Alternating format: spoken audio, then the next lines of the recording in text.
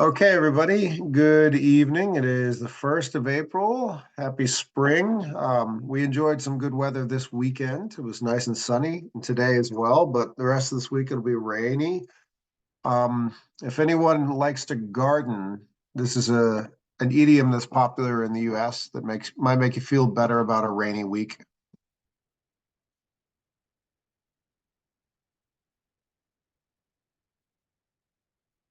Has anyone ever seen this before?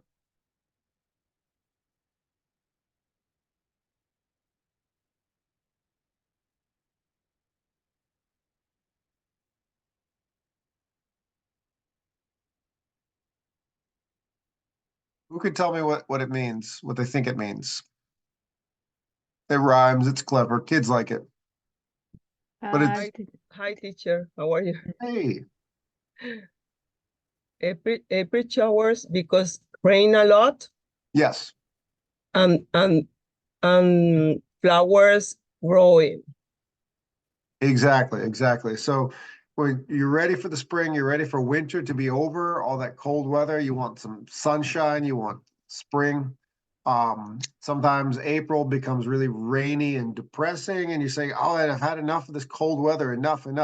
Don't worry, if it rains a lot in April, everything will really open up in May and be Mm. really beautiful. So just in the back, I planted a little bit of cilantro. I've tried to plant some carrot seeds. I want to plant a little mint, a little basil. That's what I'm thinking about. As long as it's going to rain on all those plants, they'll be absolutely beautiful and it'll smell great in May. So feel better about the rainy week ahead. April showers bring May flowers. All right. So here's uh, what we've got so far. We're going to review the work fridge lesson. I think it's a very practical lesson for anybody who works a white collar job. Does anybody know the difference between a blue collar job and a white collar job? I realize that it's actually colloquial. Blue collar and white collar. Very colloquial in America and Canada as well. Never heard. Okay, great. So blue collar, I'll give you examples of blue collar work.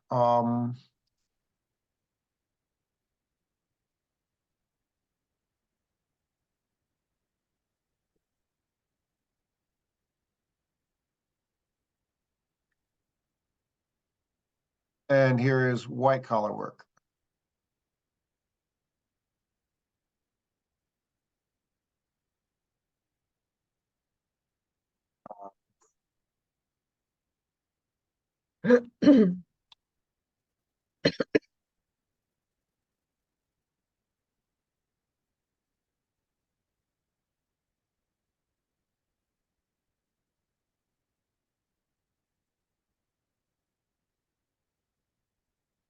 Lawyer account reception.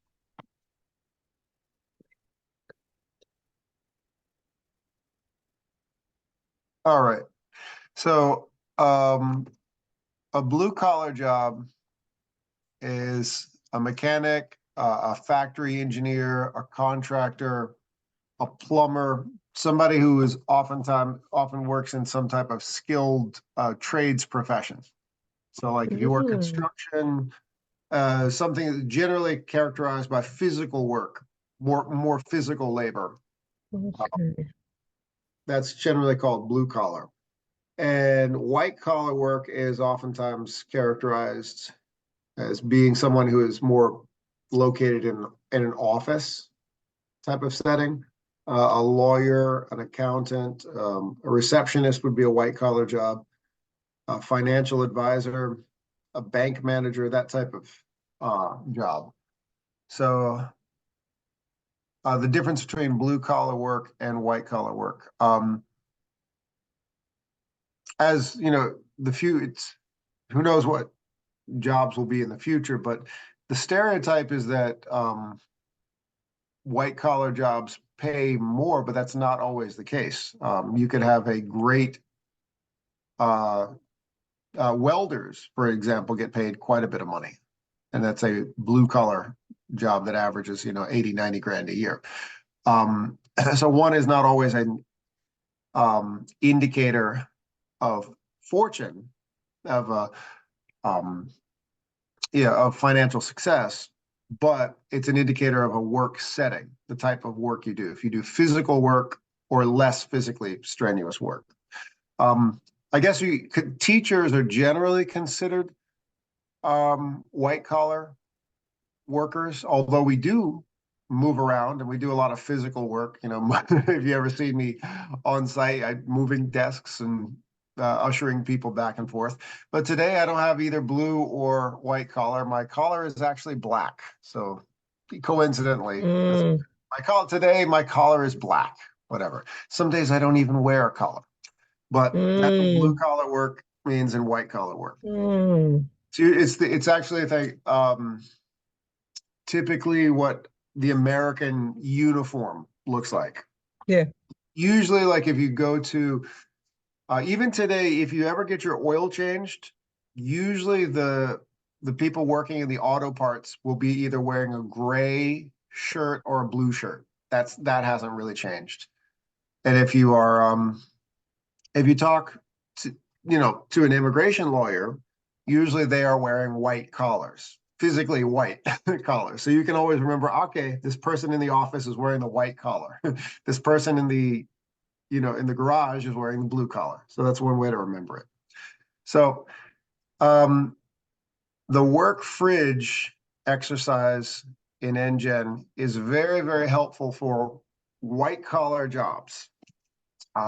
It's a very real situation when you're working in an office and all sharing one single fridge, and one person makes a mess and doesn't clean it up, or one person often leaves something in that fridge forever and it starts changing color and nobody knows who left it there.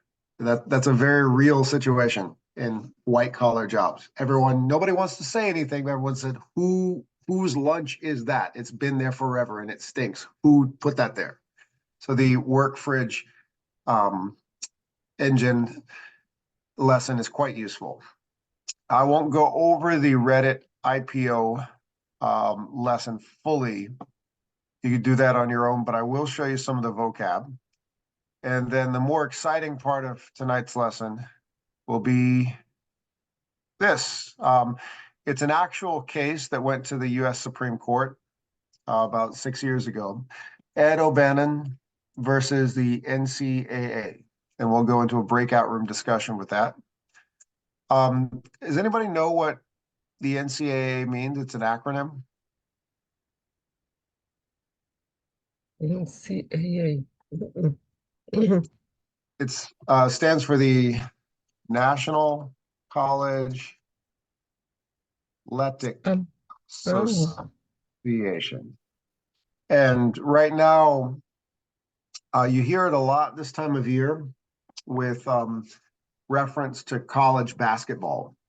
One of the vocab words I'm going to introduce right here, new vocabulary. Anyone hear this phrase? March Madness. First time. March Madness. Madness is like crazy March. Exactly.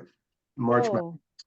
Okay. So, yeah, March Madness. I guess I was going to explain it towards the end of the lesson, but I'll explain it now. It's when the college basketball finals are taking place, and it's in March. It's one of the more watched TV events in this country.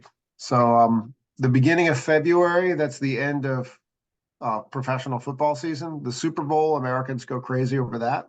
But then there's a little break with sports, and then there's what's called March Madness. So if you're hearing people talk, you're reading a magazine, you say, what is March Madness? That's college basketball.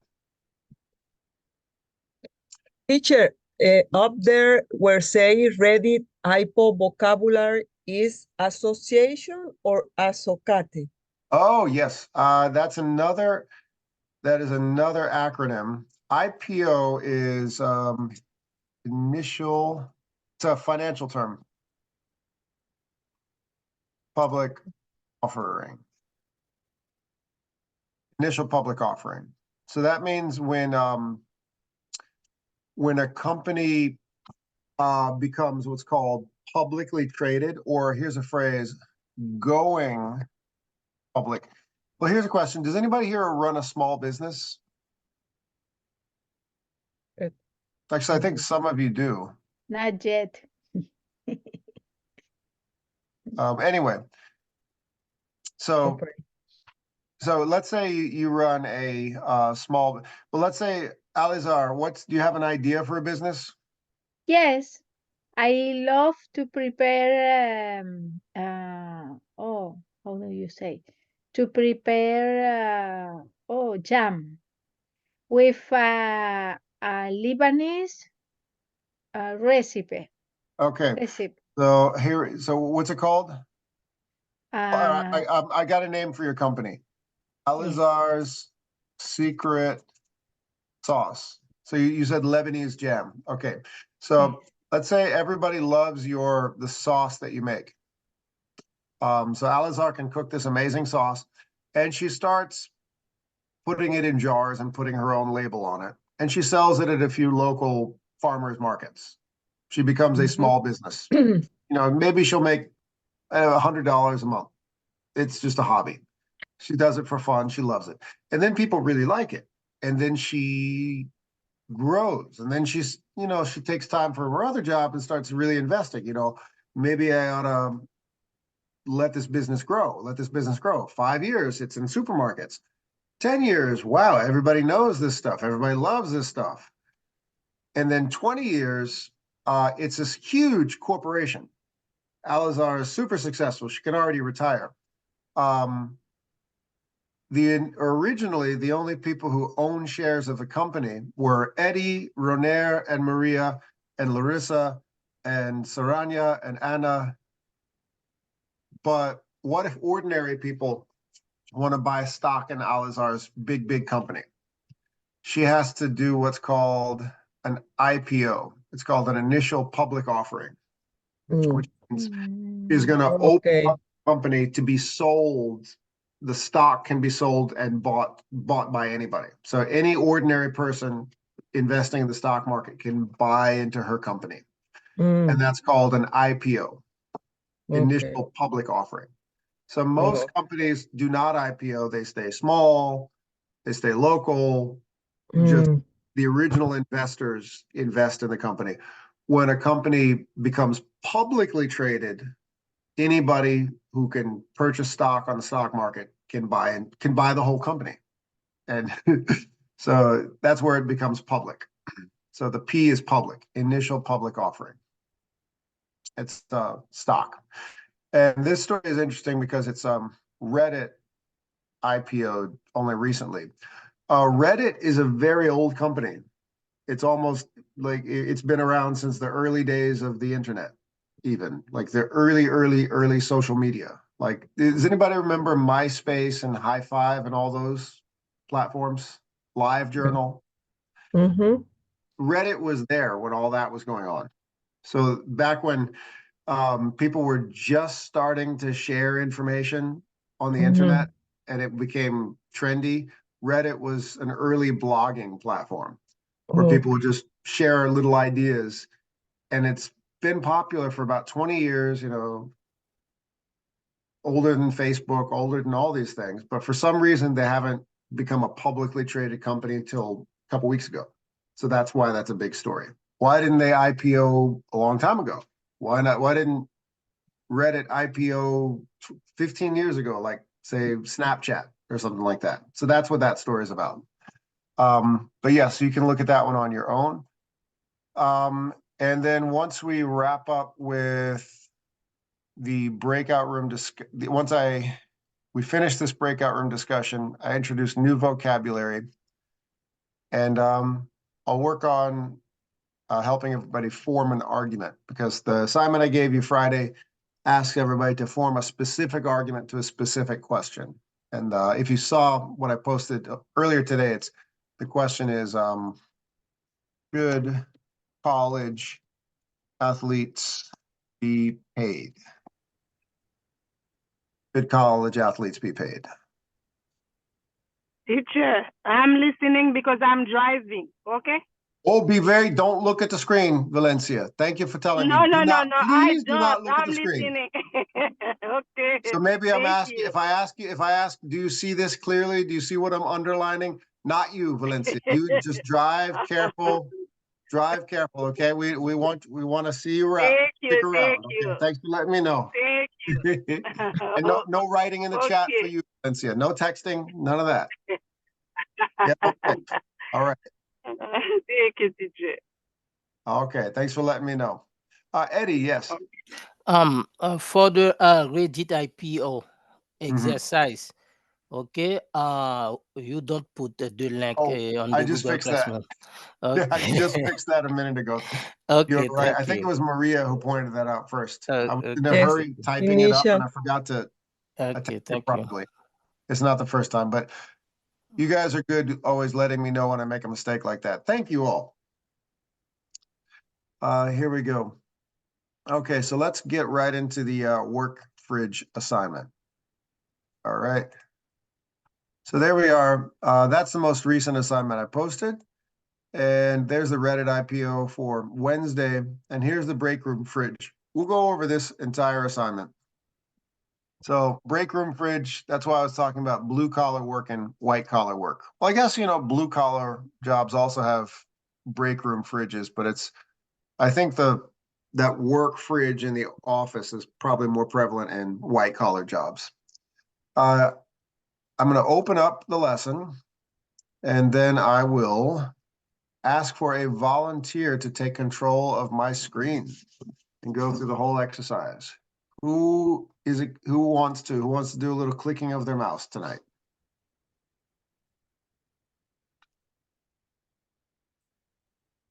Any volunteers? Yes, I can do it, teacher. All right, you got it. Let's see, who is that? Oh, I didn't recognize the voice there. Who was it?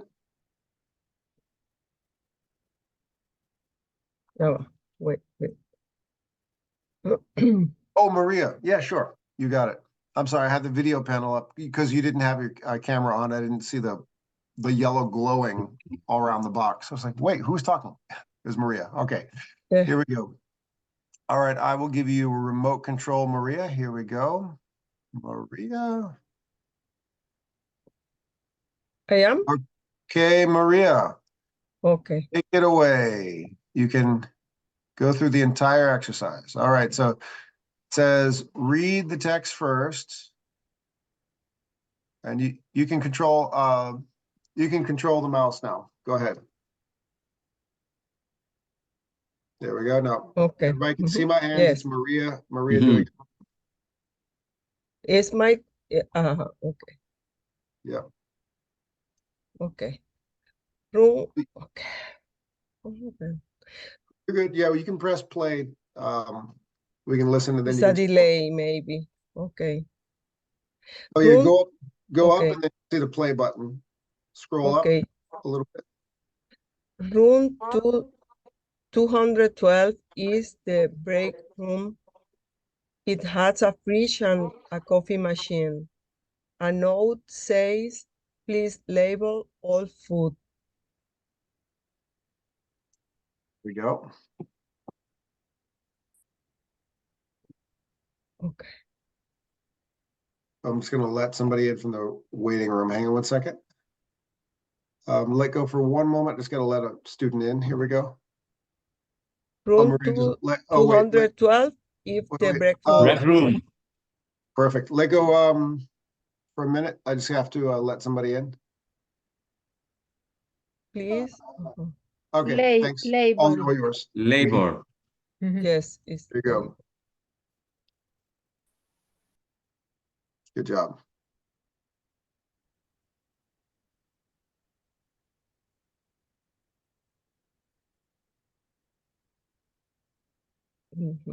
Now, Nets.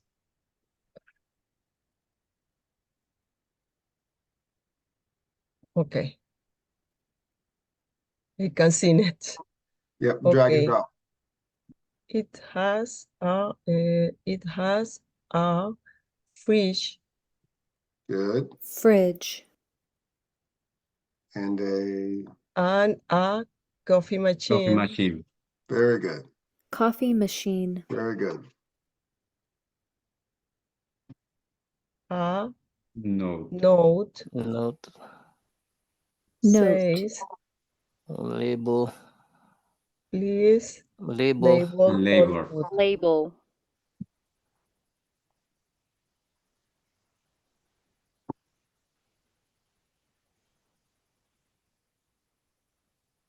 Please label label all. all food. This label.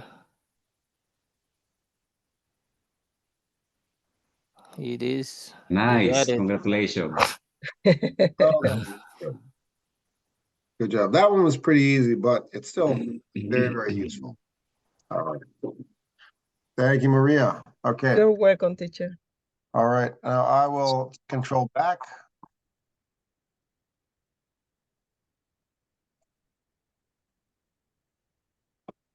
All right.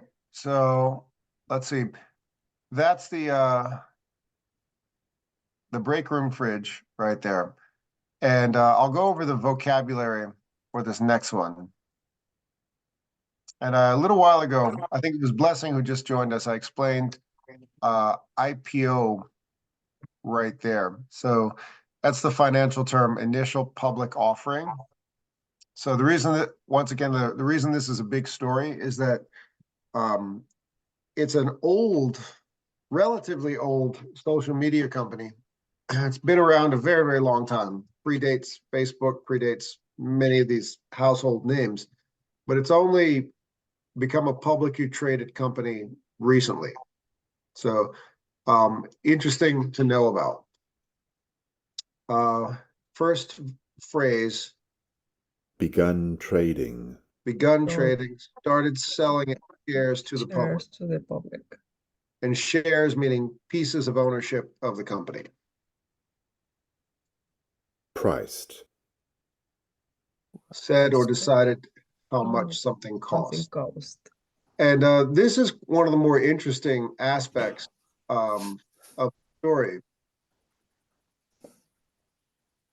Does the pricing of a company's shares is very often a relative guess. So what I mean by a relative guess is that going back to the analogy, I said Al-Azhar makes this great Lebanese jam. And let's say she becomes a very successful entrepreneur and starts a huge company and everyone in the world loves it and she IPOs. When she IPOs the first week, there's just a general consensus of how much one single piece of that company will be worth. And it's a gamble because it could be overvalued. For instance, I think Amazon had an IPO in the 1990s. And if you were, if you could see the future, you would have bought as much Amazon stock as you could, 25 years ago. But who knew? It was undervalued. So the initial stock price might be very low for what it will become worth in the future. However, it can also be overvalued. So there could be an undervaluation or overvaluation. And it really is just a guess about what financial experts are going to price and what the open market will pay. So if you're a big fan of Reddit, you join lots of chat rooms all the time, you think that it's the greatest company in the world, you might really want to get in on this and say, yes, I want to buy 10 shares of Reddit at $34 each. And I see the future, it's going to be worth a lot more. Or you could be wrong. You could be totally wrong. Maybe it's $34 a share, and in 6 weeks, it's worth $12 a share, and you just lost your money. So there's an over-evaluation and an under-evaluation. So that's what it means, priced. It's quite interesting because it's real people in the real world with real money basically making up a price out of thin air. But that's the way the free market works. A share, that means a fraction, a fragment of the company. Share. Now the close of trading, Close of trading. and it's the day and time when people need to stop buying and selling shares of companies. And then 76 million users, that's the people who actually use the platform Reddit, visited, that's eyeballs, traffic on the website. And then Set aside. saved or kept something for a particular reason or a public group of people. Up to. As much as. Offered. Made available or provided. Now, just a reminder, I'm not sure if everybody uses this. You can hover your mouse over these vocabulary words, and when you left click, you can always hear the pronunciation. Begun trading. Begun trading. Begun trading. Begun trading. It'll drive you crazy if you do it again and again, but it does help you with the pronunciation. But you can also, if you'd rather read the vocabulary words, go down to the bottom, and then you get the same just list of words out of the article. And then when you press play, you still get the pronunciation right there. Close of trading. And you can get the definition, synonyms, and then use in context. So there it is. So have a little bit of fun with that on Wednesday. Is anybody here a big user of Reddit? No, never. Not a big fan? Okay, there we go. So is it popular in a lot of other countries that you've lived in? This is a big open question for everybody. Oh, Ronero, you're muted. Okay. Oh, were you saying something? I thought you were. No, I no, saw your mouth no. move. Oh, It's I'm sorry. I thought you were answering the question. It's okay. All right. All right. Let's see. Okay, so that is for Wednesday. Okay, so have a little bit of fun with this. This is a small amount of vocabulary, but it's a very useful amount of vocabulary. So work culture, that first lesson, the break room fridge, very simple, easy, low-level vocabulary, but very useful vocabulary, especially those of you working in an office, a white-collar job.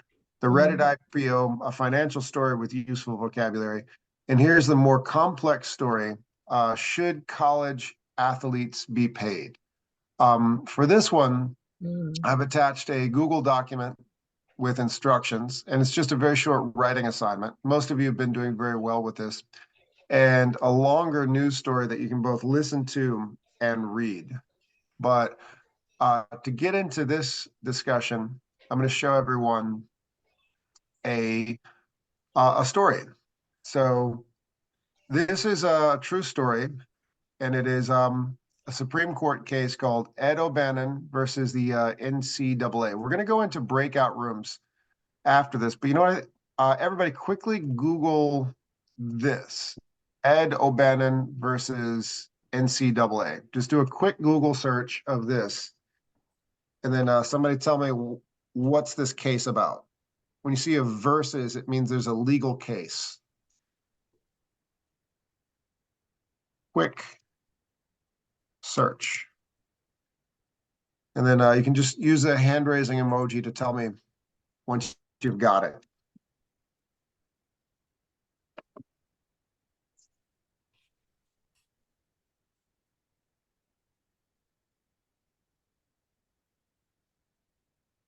Teacher,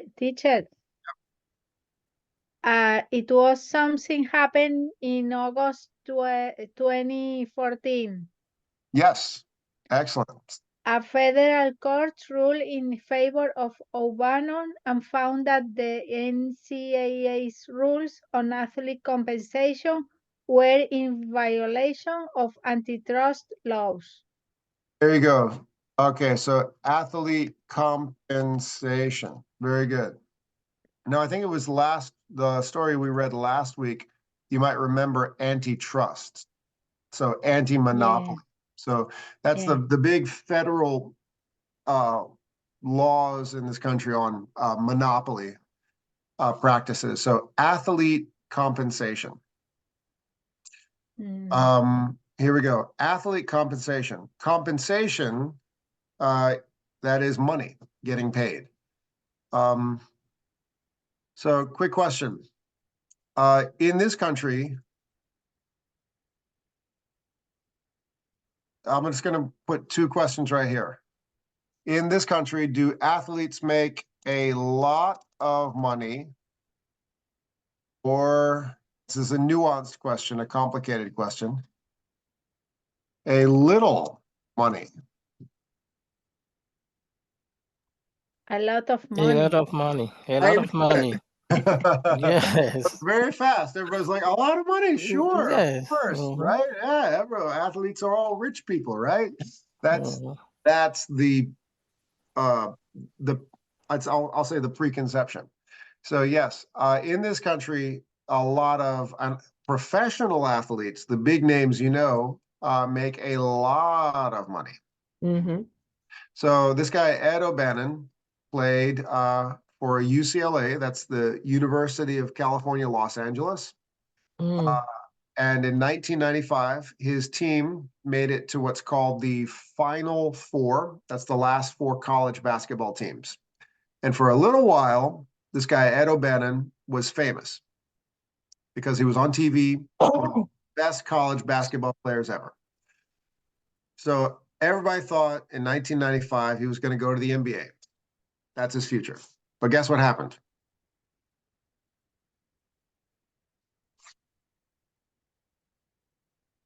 Anybody want to take a guess? He didn't go to play. He didn't get picked for a team. Sometimes it happens that way.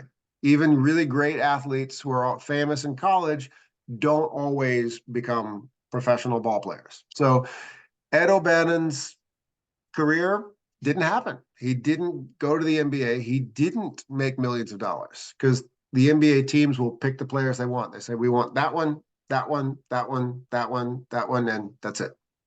Sorry. Then there's semi-professional teams. There's the D League teams where players don't make much money at all. They usually have to work regular jobs. And same thing with a lot of other sports. But Ed O'Bannon ended up becoming a car salesman and quite successful. Working in Henderson, Nevada. This is a city right next to Las Vegas. He opened up his own used car business and had a family, lived a relatively stable life. The end. But one day his kids were playing a video game. And guess who he saw on the screen of the video game? His name. Not only his name. Oh,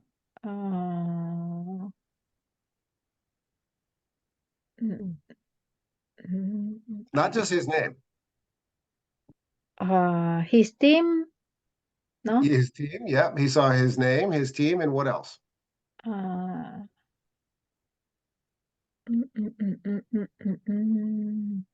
Help Alizar out. Come on, everybody. And I told you to Google it. You could just read which is on your phone. Come on. Everybody's got it. Idea. Sport. He saw himself. Himself. Yes. So Ed O'Bannon was a main character of this video game, this very popular video game that all the kids were playing about 10 years after he played. And he came to realize something. He worked in sales. He works for commission. Mm-hmm. Guess how much he got paid for the video game that he's in?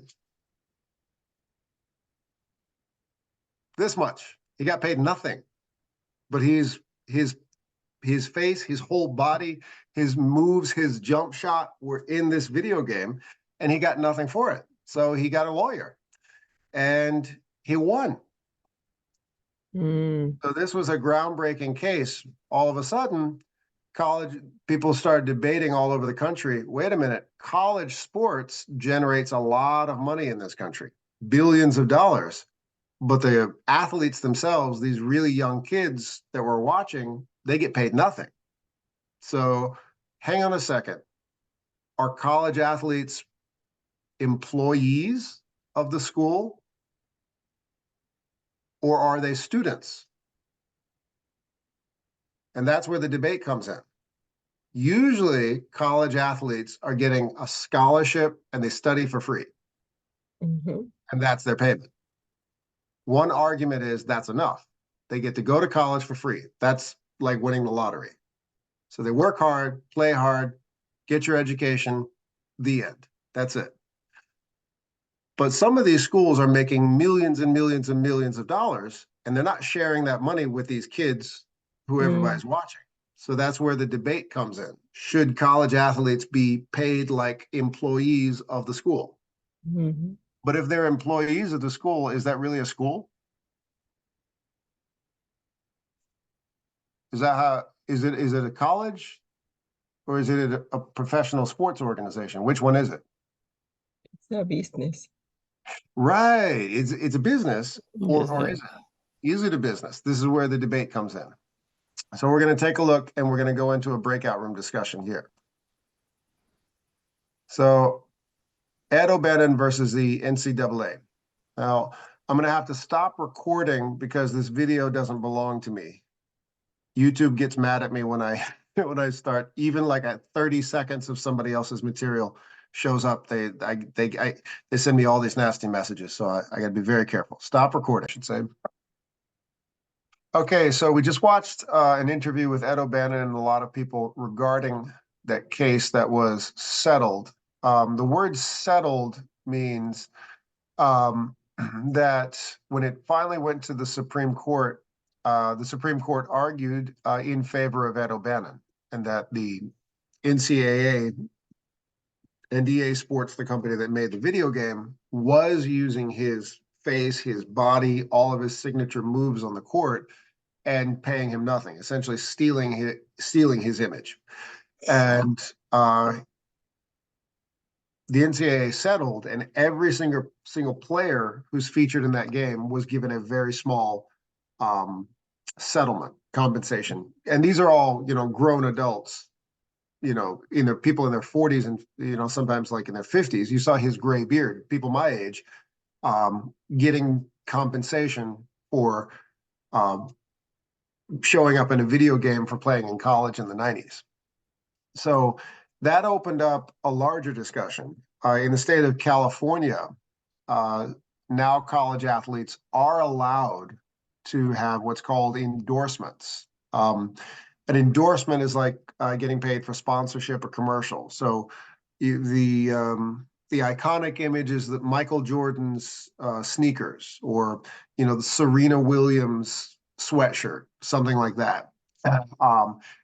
Private companies paying you to advertise their products. So right now, college athletes are allowed to sell their image to private companies. So you could be in college in certain states. The first one was California, and you could get a deal from Adidas. You could get a deal from whatever company as an advertiser, and you're still basically a kid in college.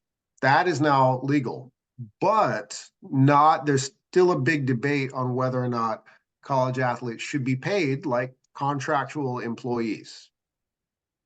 But what is not up for debate is the amount of money that these schools are making. So during March Madness, when millions of Americans are watching basketball on TV, these schools are generating a lot of money, more money than the school's science department or English department will ever receive. That's their big cash flow, is all the people watching college sports. So the debate for breakout rooms, I just put it into the WhatsApp group right now, and I'll show everybody. Here it is. So breakout room discussion, I'll circle it right down here. breakout room discussion. Are student athletes employees of the college, or are they students who play sports? So think about that for a moment. Are student athletes employees of the college, or are they students who play sports? Well, let's go into breakout rooms and discuss. So you can always check your phone if you forget the question.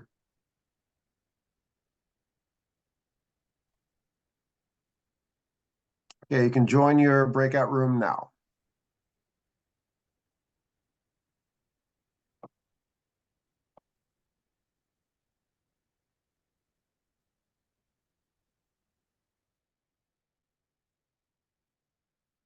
Here. Teacher, Yes, Sandy. yeah, in this situation, that's union level not working because it's very Exactly. small company. When this big Exactly. company is very simple, you can group the employees and the discutation with the boss and make a and final decision. Exactly. So that's why I want to clarify what a labor union does. It's a service for collective bargaining. And so there's different types of labor unions for different types of work. And essentially they're an intermediary service. So and usually it's big companies that will join labor unions. And what a labor union does is they negotiate on behalf of employees because there's too many employees to negotiate individually. So I gave a fake situation where Sandy, because Sandy runs a business, he has 5 employees. Do they need to join a union to talk to Sandy about their contracts or how much he's paying them? And both Udelis and Sandy said that would be really weird. Of course it would. Not, small companies usually don't unionize. It's only when they become too big to negotiate with the employer directly. If you work for a really big company, you're never going to talk to your boss. So you may need some service in order to negotiate. And the word right there, I see the hand up, Sandy. I'll answer your question in a second. And the service is collective bargaining. So if you're working a small company, you can negotiate your contract directly. If you want to continue working for this small company, you say, this is what I'm doing. This is how much I think I'm getting paid. And you can pretty much bargain on your own directly with the boss. If the company is so big that your service is not particularly special, there's probably about 8 other people who can do what you do. You're not in a good position to negotiate, for your future. So that's where a union performs the service of collective bargaining. They negotiate the contracts, all those details. And Udelis was right. Companies usually don't like it because, companies want to save money. Collective bargaining almost always works on behalf of the employees, not the employer. But is anybody here a member of a union of any kind? So unions are a service that you pay for. When you join a union, they take a fee out of your check. Every time you get paid, you pay union fees. And the fee and once you join a union, you have to pay that union to do the negotiating. So it's a big decision among employees. If they want to join a union, that's some of their money going to that service to negotiate those contracts. So it's a service that you pay for collective bargaining in big companies.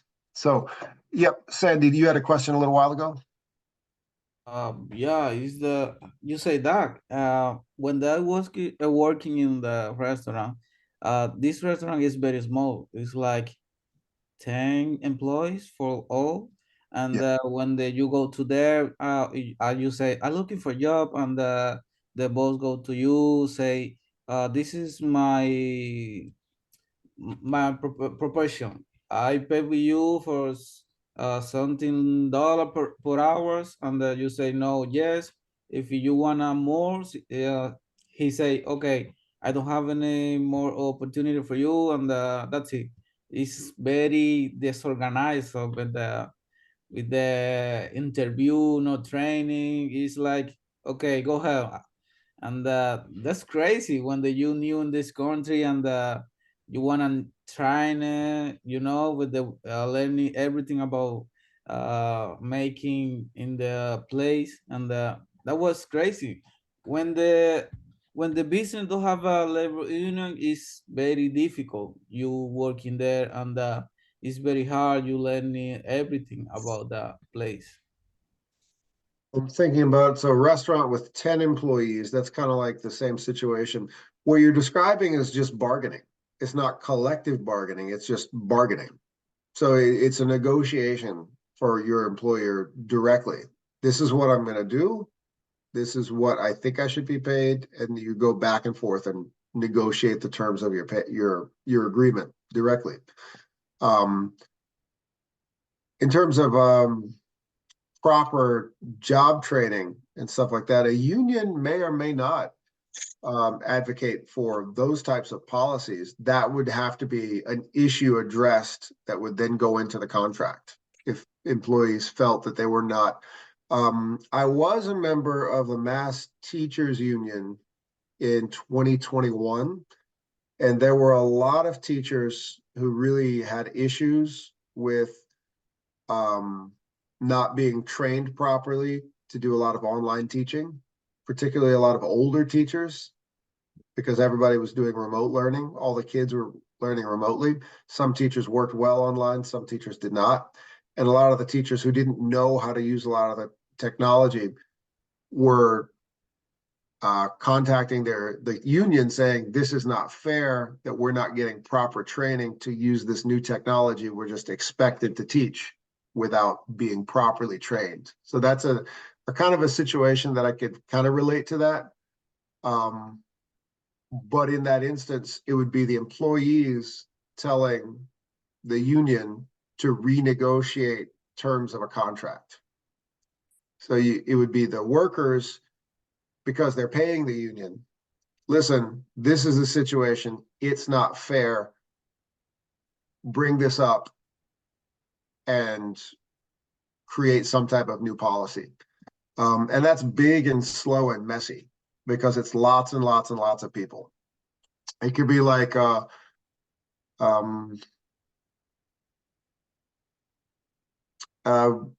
Amazon had been fighting for a couple of years, about more than a couple of years, about fighting against their employees unionizing. And I think it was Staten Island in New York was an first Amazon warehouse to unionize. I could be wrong, but they were talking about the situation about the not getting breaks because they have to move boxes so quickly, and people were getting injured.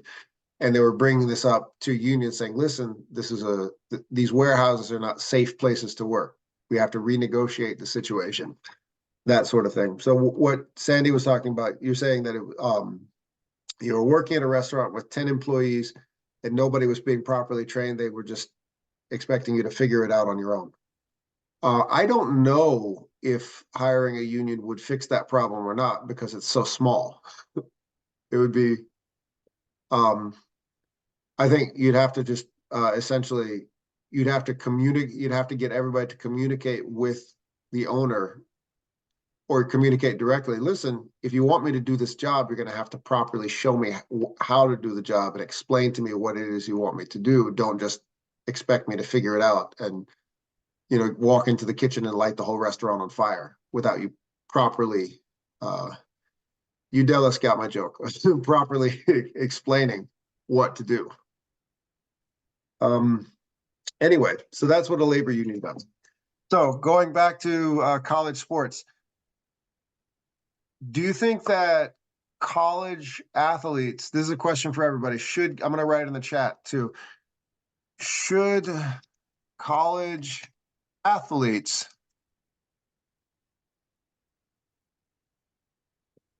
form labor unions? I want to see what everybody thinks. Should college athletes form labor unions? I think no. Why not? Maybe Because because it's a school.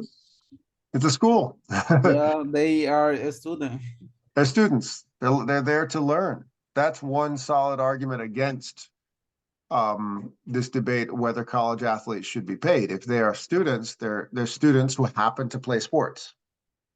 And also, they don't have a salary, teacher. They have maybe a scholarship, something like this. Is not a salary.